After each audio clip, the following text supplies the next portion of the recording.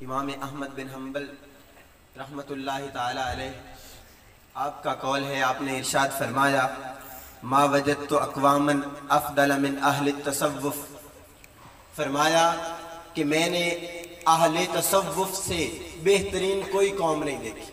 तो आपका एक शागिर्द खड़ा हुआ, वो अर्ज़ करने लगा कि हुजूर वो तो रक्स करते हैं, वो तो वजद करते हैं। तो आपने इरशाद फरमाया कि वो जो वजद करते हैं ना, वो अल्लाह रब्बुल इज़्ज़त की मैयत में चंद घड़ियाँ गुजारा करते हैं, वो अल्लाह रब्बुल इज़्ज़त की सोहबत के अंदर चंद घड़ियाँ गुजारा करते हैं। तो इसी के साथ मैं दावत के लिए, खिताब के लिए मुल्तमिस हूँ हजूर जानशीन फ़कीह आज़म साहिबजादा पीर मुफ्ती मोहम्मद मुहिबुल्लाह नूरी साहिब आस्ताना आलिया बसीरपुर शरीफ से आप तशरीफ़ लाते हैं और अपने मवाइज़ हसना से हमारे कुलूब व अज़हान को मुनव्वर फरमाते हैं। उनकी आमद से कबल ज़ोरदार नारा लगाएं, नाराए तकबीर, नाराए तकबीर, नाराए रिसालत, नाराए सिद्दीकिया, नाराए तहकीक, नाराए हैदरी, उलमाए अहले सुन्नत पीर मुफ्ती मोहम्मद मुहिबुल्लाह नूरी साहिब आस्ताना आलिया बसीरपुर शरीफ।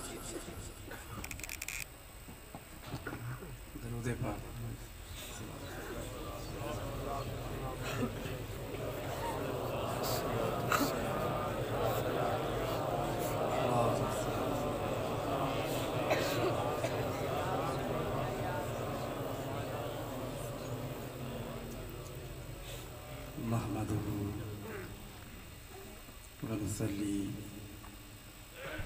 वनुसल्लिमु अला रसूलिहि नबिय्यिल करीम, अम्मा बाद, अऊज़ु बिल्लाहि मिनश शैतानिर रजीम, बिस्मिल्लाहिर रहमानिर रहीम,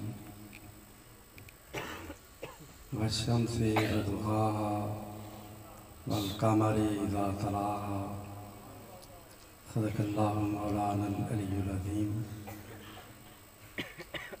पीर तरीक़त राबरे शरीयत मियाँ साहब, मियाँ मोहम्मद साहब हाफ़िज़हुल्लाह ताला, मुअज़्ज़िज़ उलमाए किराम, मशाइख़ इज़ाम और हाज़रीन महफ़िल, अल्लाह रब्बुल इज़्ज़त के फ़ज़्ल व करम से आज हम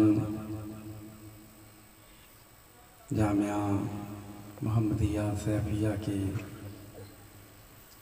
इस सालाना इज्तिमा में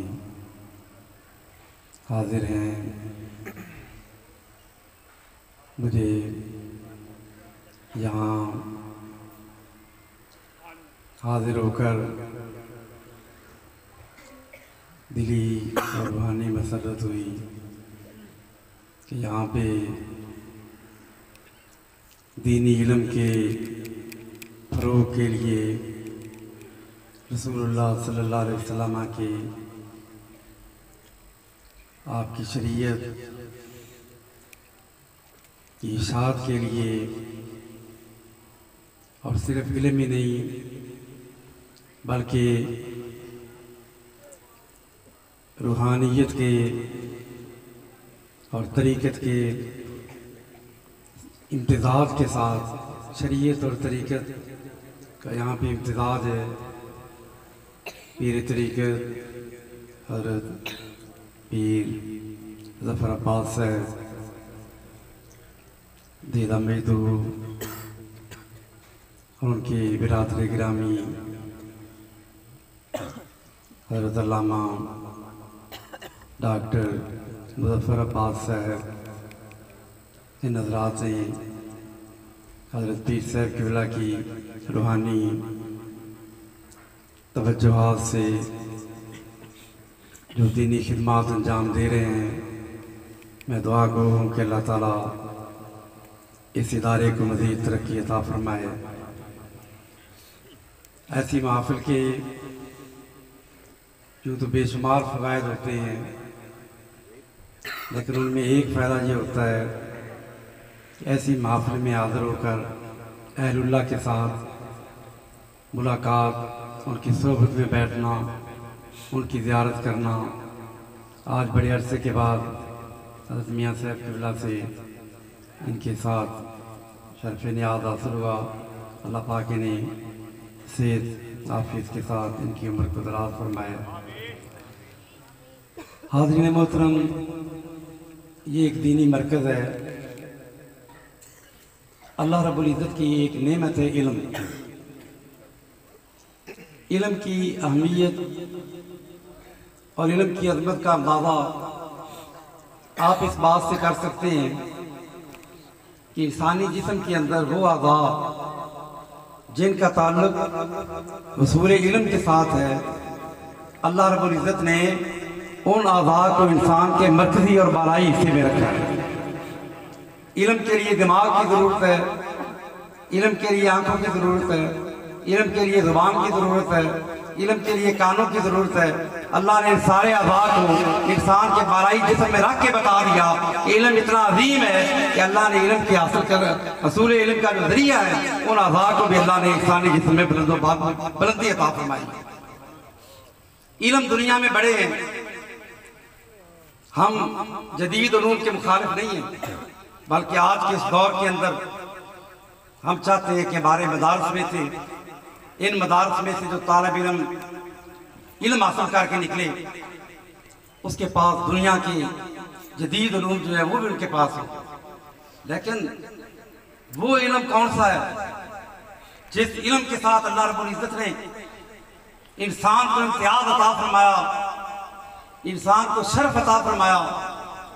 वो इल्म कौन सा इल्म है? आप कहेंगे दुनिया के अंदर आप देखें कि ये इंजीनियरिंग जो है, इंजीनियर जो है, ये एक बड़ा इल्म है। लेकिन आप देखते हैं कि ये इल्म सिर्फ इंसान का खासा नहीं है। ये इल्म तो अल्लाह रब्बुल इज़्ज़त ने जानवरों को भी अता किया है। एक छोटी सी चिड़िया होती है, छोटा सा जानवर होता है, नहरों के किनारे पे अक्सर हम देखते हैं उनके घोंसले बने हुए होते हैं, दरख्तों के साथ लटके हुए होते हैं। उन घोंसलों को आप देखें, उनकी बनावट को देखें। वो छोटा सा जानवर, वो छोटी सी चिड़िया अपना घर इस तरह तैयार करती है कि उसके अंदर सर्दी हो, गर्मी हो, बारिश हो तो बारिश की एक बूंद भी उसके घोंसले के अंदर नहीं जाती। जबकि इंसान बड़े बड़े करोड़ों रुपए खर्च करके आला से आला इमारतें बनाते हैं, लेकिन जब जोर की बारिश होती है तो बड़ी बड़ी जो सरकारी इमारतें बनती हैं, ठेके पर बनने वाली खास तौर पर इमारतें, उनकी छतें टपकनी शुरू हो जाती हैं। लेकिन अल्लाह रब्बुल इज़्ज़त ने इस छोटे से जानवर को ये सलाहियत अता की है कि जो घर वो तैयार करती है, बारिश जितनी भी क्यों ना हो, पानी की एक बूंद भी उसके अंदर नहीं जाती। इंसान की बनाई हुई इमारत जो है कंक्रीट के साथ और उसके अंदर स्टील इस्तेमाल होता है, उसकी वजह से गर्मियों में वो इमारत गर्म होती है, सर्दियों में हमारी इमारतें ठंडी होती हैं। लेकिन इन जानवरों के घोंसले, इनके अंदर ऐसा निज़ाम है, इस तरीके से वो बनाता है जानवर कि सर्दी हो तो उसके अंदर सर्दी का असर नहीं पहुंचता और गर्मी हो तो उसके अंदर लो नहीं पहुंचती। आप कहेंगे कि डॉक्टरी का इल्म जो है, ये जो तिब्ब वाली डॉक्टरी है, यहाँ तो दोनों किस्म के डॉक्टर बैठे हैं। तो इसमें आप देखें अल्लाह रब्बुल, ये इंसान का खासा, ये भी इल्म नहीं इंसान का खासा, अल्लाह रब्बुल इज़्ज़त ने जानवरों के अंदर भी ये सलाहियत अता फरमाई है। आप देखेंगे शहद की मक्खी, एक छोटी सी मक्खी है, लेकिन अल्लाह रब्बुल इज़्ज़त ने उसके अंदर ये सलाहियत रखी है कि मक्खी जो है वो फलों से, फूलों से, दरख्तों से वो उनका जूस निकालती है, उनसे रस निकालती है।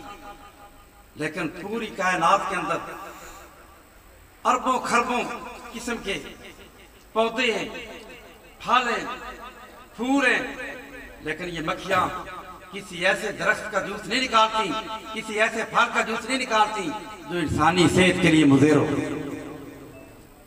अल्लाह रब्बुल इज्जत ने उसको सलाहियत दी है कि वो उन करोड़ों दरख्तों के अंदर उन पौधों से पहचान लेती है इस पौधे का जूस नहीं निकालना, क्यों कि ये इसके अंदर जहर है और ये इंसानी सेहत के लिए मुफीद है। अल्लाह रब्बुल इज्जत ने फी शिफाउल लिन्नास। पता ये चला, ये मैंने बतौर मिसाल दो बातें की। पता चला कि इंसान की ये दुनिया के इल्म, ये इंजीनियरिंग का इल्म, ये डॉक्टरेट का इल्म, ये इंसान का खासा नहीं है। भाई वो कौन सा इल्म है जो इंसान के साथ, जिसके साथ अल्लाह रब्बुल इज्जत ने इंसान को इज्जत और अजमत अता की। दोस्तों वो इल्म है जिसका ताल्लुक हमारी दो महबूब हस्तियों के साथ है। वो इल्म वाई का इल्म है, वो इल्म जिसका ताल्लुक अल्लाह रब्बुल इज्जत की जात के साथ है।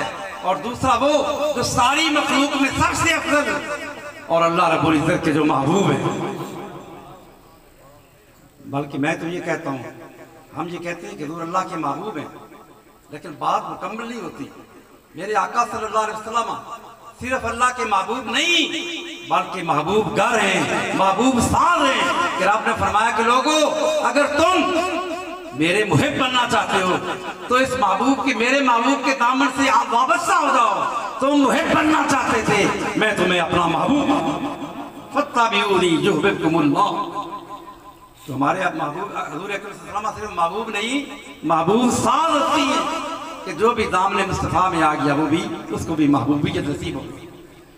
हाज़रीन मोहतरम, मैंने कुरान करीम फुरकान हमीद की इस बात को इसी के साथ मुतल्लक़ करते हुए अल्लाह रब्बुल इज़्ज़त ने कुरान करीम में कसमें बयान फरमाई। वो सारी कायनात का खालिक भी है, वो मालिक भी है। वो कसम ना भी बयान करे, उसका कलाम ला रैब फीह है, लेकिन फिर वो कसमें बयान फरमा के किसी मजमून की अहमियत को बयान फरमाता है। फरमाया वश्शम्स व दुहाहा, मुझे कसम है सूरज की और सूरज की रोशनी की कसम। एक सूरज वो है जो मशरक से निकलता है, मगरब में जाकर गरूब हो जाता है। वो सूरज जब निकलता है, जूं जूं वो ऊंचा होता जाता है, उसकी चमक में, उसकी दमक में, उसकी रोशनी में, उसकी इज्जत में, उसकी तमाज़त के अंदर इजाफा होता जाता है। लेकिन फिर यही सूरज जब निस्फ़ नहार पे पहुंचता है, अपने उरूज पे पहुंचता है, फिर ये ज़वाल की तरफ आता है, फिर इसकी रोशनी घटना शुरू हो जाती है।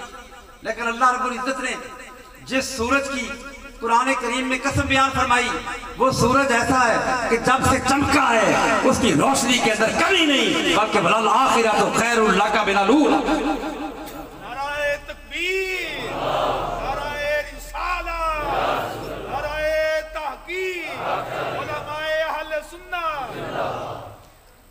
अल्लामा शाह अब्दुल अजीज मुहतसिर रहमतुल्लाह अलैह फरमाते हैं, वह शम्स से मुराद आम सूरज की बात नहीं है। अशम्स से मुराद जो है, इसके मुफस्सिरीन ने कई इसके माने बयान फरमाए। एक माना जो शाह अब्दुल अजीज मुहतसिर भी ने फरमाया कि शम्स से मुराद मेरे आका मोहम्मद अरबी सल्लल्लाहु अलैहि वसल्लम का कल्बे अतर है, हुजूर का दिल है, वो जो मरकज़े तजल्लियात है। फरमाया बस शम्स, मुझे कसम हबीब तेरे उस कल्बे अतर की। भाई आला हजरत इमाम इश्क मोहब्बत शाह अहमद रिज़ा खां फाज़िल बरेलवी, आपने एक सलाम कहा, खुदा जाने वो क्या वक़्त था, वो मकबूलियत की घड़ी थी जब सलाम मुस्तफ़ा जाने रहमत पे लाखों सलाम, ये सलाम कहना शुरू किया अल्लाह की बारगाह में, रसूलुल्लाह सल्लल्लाहु अलैहि वसल्लम की बारगाह में। वो इतना मकबूल हो गया कि जहाँ कहीं भी हुजूर के इश्क वाले रहते हैं वहाँ पे मुस्तफ़ा जाने रहमत पे लाखों सलाम, ये सलाम पढ़ा जाता है। आला हज़रत ने उस सलाम में हुजूर अकरम सल्लल्लाहु अलैहि वसल्लम की सर की चोटी से लेके हुजूर की जुल्फ़े मुअम्बर की बात हुई, कहीं हुजूर सलाम की भवों की बात की, हुजूर की पेशानी की बात की, हुजूर की जबीन असर की बात की, हुजूर के रुखसारों की बात की, हुजूर के दंदाने मुबारक की बात की, हुजूर की दाढ़ी मुबारक की बात की, हुजूर की जुल्फ़ों की बात की, हुजूर के कंधों की बात की, हुजूर के बाजुओं की बात की, हुजूर की प्यारी प्यारी पतली पतली उंगलियों की बात की। सारे बात करते करते जब हुजूर के कल्बे असर की बारी आई, 1000 से ज्यादा किताबों का मुसन्निफ, वो इमाम इश्क मोहब्बत, वो इल्म का बारिज़ ख़ार, हुजूर के कल्बे असर की बारी आई, कलम हाथ में पकड़ा हुआ है और सोच में पड़ गए। कहने लगे कि अहमद रिज़ा किसकी बात कर रहा है? रसूलुल्लाह सल्लल्लाहु अलैहि वसल्लम के कल्बे असर की। कल्बे अतर की बात कर रहा है, किससे तशबीह दूं? कहते हैं दिल समझ से बरा है, दिल समझ से बरा है। कहते हैं कि मैं क्या करूं इस कल्बे अतर की, रब की सारी कायनात जो है उसके अंदर सबसे कीमती चीज क्या है? मोहम्मद अरबी सल्लल्लाहु अलैहि वसल्लम का कल्बे अतर। दिल समझ से बरा है मगर यूं कहूं गुंचाए राज इबादत के लाखों तमाम। दिल की जो है वो गुंचे की तरह होता है, फूल हो, अनखिला फूल हो, जो कली होती है, उस फूल की दिल उसकी शक्ल का होता है। फरमाया कि यूं कह लें कि अगर ये दिल जो है उसकी शक्ल जो है वो बज़ाहिर कली की तरह होती है। फरमाया ये आम दिल नहीं है, ये मोहम्मद अरबी का कल्बे अतर है। ये क्या है? गुंचाए राज इबादत।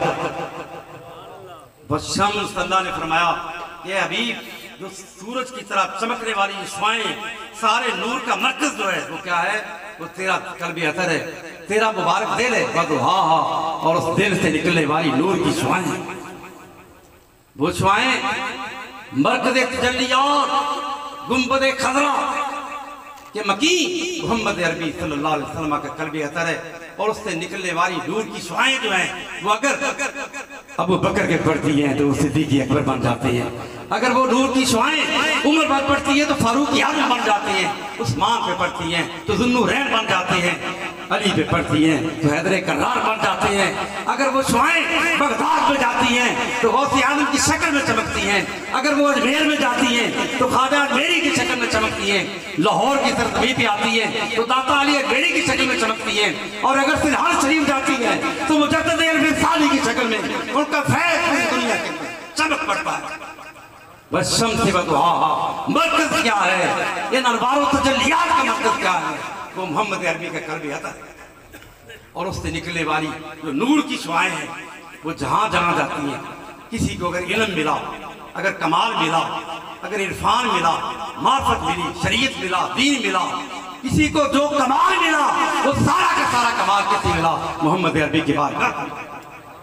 इसलिए आला हजरत इमाम इश्क मोहब्बत हजूर की बारगाह में अर्ज करते या रसूल अल्लाह चमक तो इसे पाते हैं सब पाने वाले, मेरा दिल भी चमका दे चमकाने वाले। और ये न सोचे कि हजूर तो कब्र अतर के अंदर तशरीफ फरमाए, कहते हैं तो जिंदा है वल्लाह। हमारा अकीदा ये है कि गुंबद खज़रा के मकी आज गुंबद खज़रा के अंदर तशरीफ फरमाओ के इस मोहम्मदिया सैफिया के अंदर बैठे हुए अपने एक एक गुलाम को फरमाए। हजूर अपने मोहब्बत वाले जब दरूद भेजते हैं, हजूर फरमाते हैं जब मोहब्बत वाला दरूद भेजता है अस्मा व सलात आले मोहब्बती, ये मोहब्बत वाले का दरूद मैं खुद। हाज़रीन मोहतरम, अल्लाह हज़रत अर्ज़ करते या रसूल अल्लाह तू जिंदा है वल्लाह, तू जिंदा है वल्लाह, मेरे चश्मे आलम से छुप जाने पर। आगे बयान फरमाई अशम्स व दुहाहा वल क़मर इज़ा तला, कसम है कमर की। कमर कहते हैं चांद को। चांद जो है इज़ा तलाहा, जब वो सूरज के पीछे पीछे जाए। भाई पीछे कैसे? नूरुल कमर मुस्तफाद मिन ज़ौइ शम्स, कि सूरज जो है उसकी उससे रोशनी लेकर, चांद की अपनी रोशनी नहीं होती, चांद सूरज का मुखाद है, सूरज से रोशनी लेता है। फरमाया एक चांद वो है जो आसमान पर चमकता है, ये चांद कभी लग जाता है, गहन हो जाता है, ये सूरज भी लग जाता है, पर जिस सूरज की बात की थी वो सूरज ऐसा है जो सूरज कभी उसके अंदर तारीकी नहीं है, कभी उसके अंदर गहन नहीं है, बल्कि हर लम्हा उसके अंदर कमाल। इसी तरह ये जो कमर की बात की है, ये कमर आम सूरज नहीं है, आम चांद की बात नहीं की, बल्कि शाह अब्दुल अजीज फरमाते हैं कि कमर से मुराद मुर्शिद कामिल है। मुर्शिद कामिल इज़ा तलाहा, कि जिस तरह कमर जो है, चांद जो है वो सूरज के पीछे पीछे होता है, इस तरह फरमाया कि मुर्शिद कहलाने का हकदार वो है जो मोहम्मद अरबी गुंबद खज़रा के मकी के नक्शे कदम पे चले, जो शरीयत ताबे हो। हाज़रीन मोहतरम, इसके लिए फिर इल्म की जरूरत है। ये इल्मी मराकज़ हम क्यों बनाते हैं?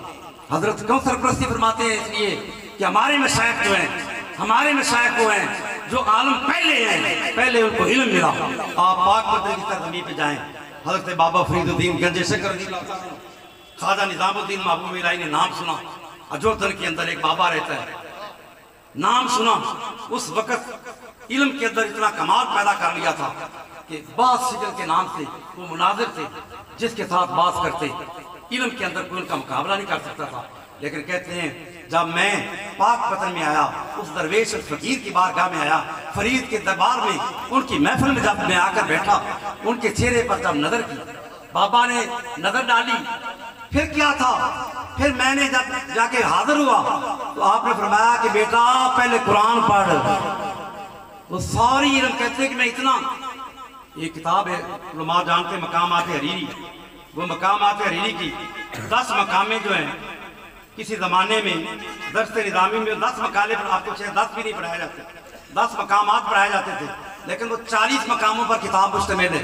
हज़रत महबूब इलाही फरमाते हैं कि मुझे 40 के 40 मकामात पूरी जो है मुझे हिफ्ज़ थी। अरबी अदब के अंदर कमाल ये था।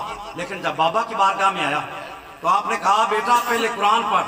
6 पारे तजवीज के साथ बाबा साहब ने हज़रत महबूब इलाही को पढ़ाया।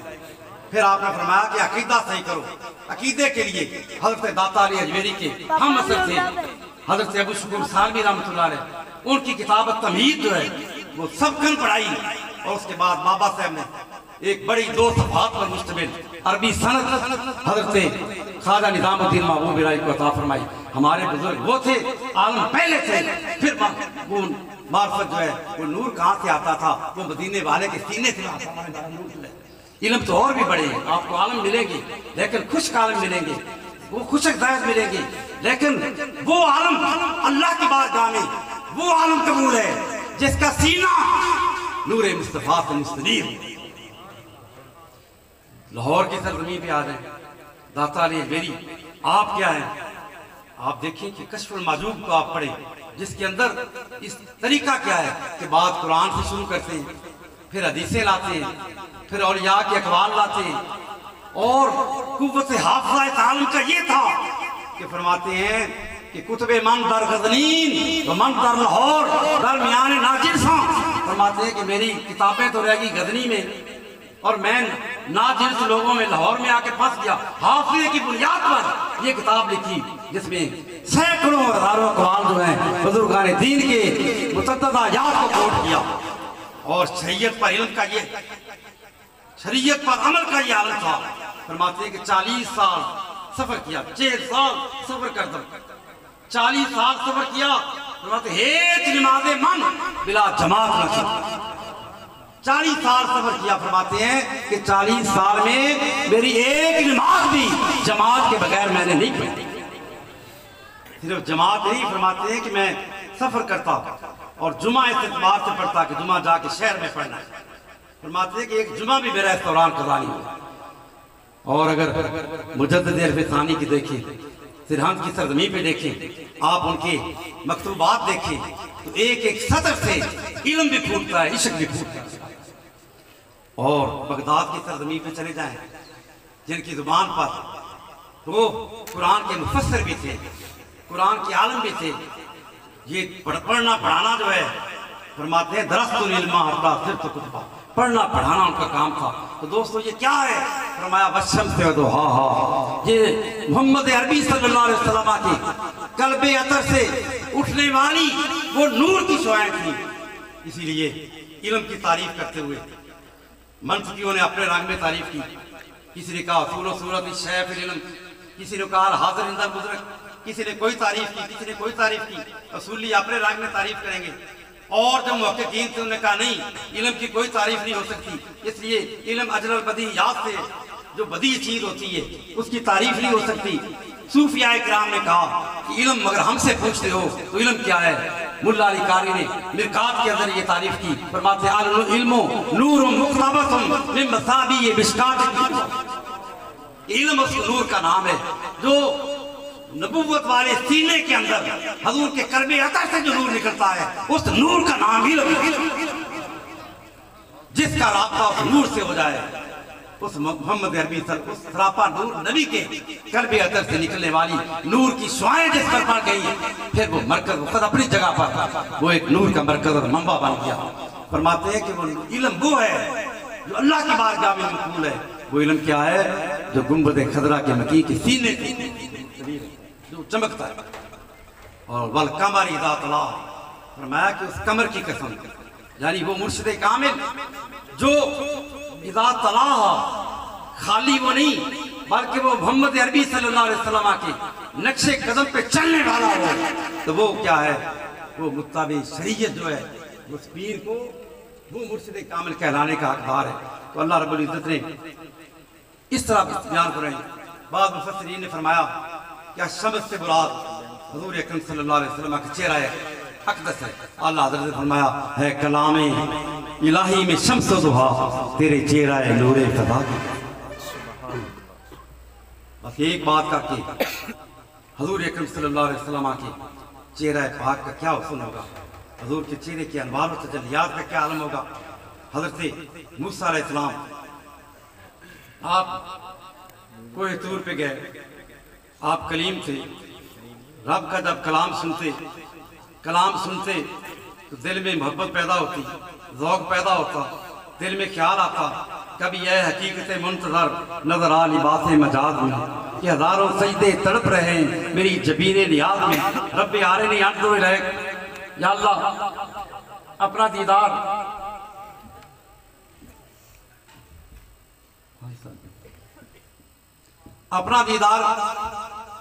तो अल्लाह रब्बुल इज्जत ने फरमाया मूसा लन तरानी, मेरा दीदार जो है ये तू नहीं कर सकता। ये एक ही हस्ती है, एक ही शख्सियत मैंने बनाई है जिसकी आंखों में ये कुव्वत रखी है वो मेरा दीदार कर सके। लेकिन चूंकि नबी है, नबी की जुबान से जो बात निकलती रब रहेगा उसको ज़ाहिर नहीं कर सकता। रब ने फरमाया तूने मांग लिया है। ऐसा है एक जलवा डालते हैं, ज़ात का जलवा नहीं सिफत का, पहाड़ पर, पहाड़ से वो इन 81 शुआएं हजरत जी बैठे हैं, ये आपके सिलसिले से बढ़ के ये कौन समझ सकता है ये बात। इन 81 शुआएं जो हैं वो तेरे कल्ब पर आएंगी, फिर देखेंगे फिर क्या होता है। फलम्मा तजल्ला अलल जबल, रब ने जलवा डाला पहाड़ पर, पहाड़ रेजा रेजा हो गया। खर्रा मूसा साइका, मूसा अलैहिस्सलाम उन शुआओं की उन ताबानियों से बेखुद हो गए और बेखुदी के अंदर रवायात में आता है कि 40 दिन तक उस कैफियत के अंदर 40 दिन बस।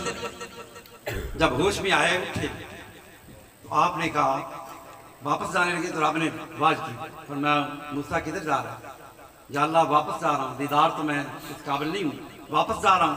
पर मैं मूसा वापस ऐसे ना चला जाना, पहले तेरा चेहरा था, अब इस पर किसी का जलवा पड़ गया।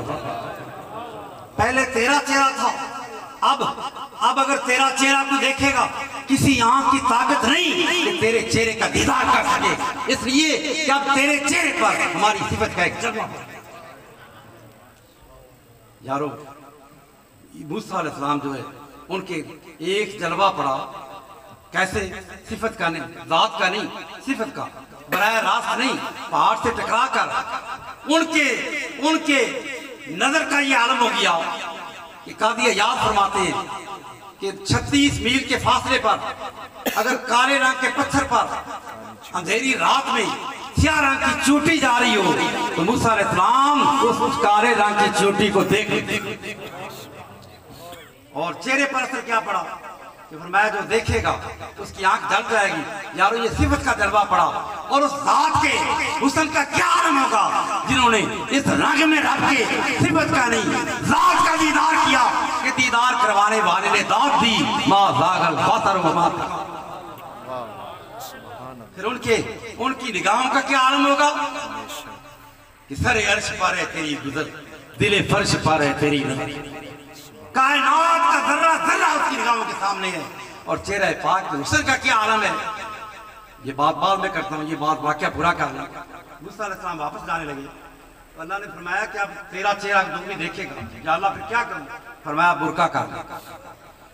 मूसा अलैहिस्सलाम ने अर्ज की या अल्लाह तेरी सिफत का जलवा जो है पहाड़ तो बर्दाश्त नहीं कर सकता, अब वो कौन सी चीज है।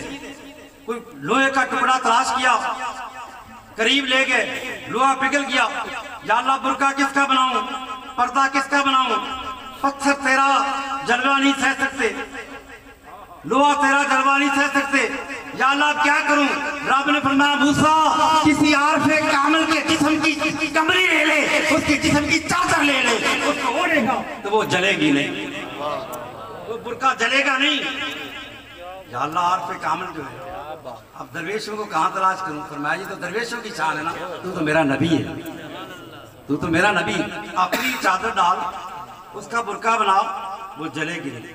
चेहरे पे पर्दा डाला, चेहरा छुपा के घर गए। आप एलिया ने कहा ये कौन आ गया? कहा मैं मूसा हूँ। कहा ये पर्दा क्या है? फरमाया वही बात जो तूर पे रब ने कही थी, लांतरानी तू नहीं देख सकता। आज मूसा कह रहे थे लांतरानी मुझे नहीं देख सकता, तू मुझे नहीं देख सकती। क्यों? इसलिए कि रब के जलवा, वो भी अल्लाह के नबी की साहबजादी थी। दिल में ख्याल आया, अर्ज क्या हजरत मैं तो ज़ियारत करूँगी। ज़ेद में आ गई, वो जलवा आपने अगर देखा है? उन्होंने कहा आंखें जल जाएंगी। उन्होंने कहा कोई बात नहीं, यार के नाम पे आंखें जाती हैं तो चली जाए, दीदार तो कर। उन्होंने कहा नहीं माजूर हो जाएगी, चलो एक आंख पे हाथ दे रही थी, एक आंख जलवा कर लेती। आपने आंख पे हाथ दिया, थोड़ा सा निकाब हटाया, जलवा देखा, आंख जल गई, पर लज्जत इतनी आई कि कहने लगी कि हजरत एक बार फिर दीदार करें, फिर दीदार कराएं। अगर काश मेरी 1000 आंखें होती तो आंख देखती जाती दीदार करती।